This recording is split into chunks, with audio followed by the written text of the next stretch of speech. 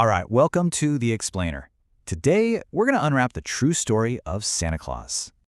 He's a global icon for sure, but his backstory, it's way more complex than you think. Believe it or not, the Santa we know is pretty new. He's a mix of a bunch of different legends. Yeah, he started as a real person, a saint, but he totally transformed into the Santa of today.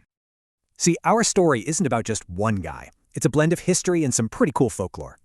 You've got St. Nicholas, the Norse god Odin, and even England's Father Christmas in the mix. St. Nicholas was a real bishop, known for secretly giving gifts. That's where it all started. So these old European stories all sailed across the Atlantic. And in America, things got interesting. Specifically, 3 things happened in New York that basically created the modern Santa we all know. First, writer Washington Irving changed Santa Claus to Santa Claus and made him a jolly sailor. Then this poem comes out. Chubby and plump, a jolly old elf. It gave us the whole vibe. You know it as the night before Christmas. This is what locks Santa into Christmas Eve.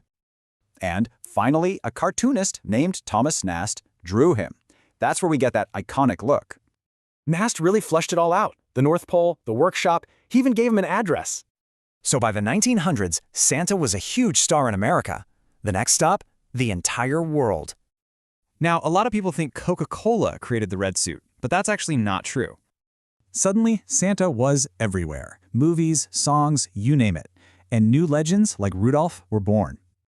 Just how popular is he? Check this out. Over 7 million letters are sent to Santa every year. And look at this, they come from everywhere. France, Canada, all over the globe, from 150 countries. So, how is the story still so strong today? Well, it all comes down to our traditions.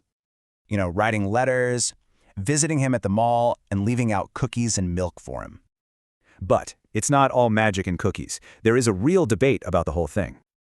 But this famous editorial from 1897 defended it, saying he exists like love and generosity exist. So from a real saint to a global icon, Santa's story just keeps evolving, doesn't it? So maybe the real question is, what does this story really give us, beyond all the presents?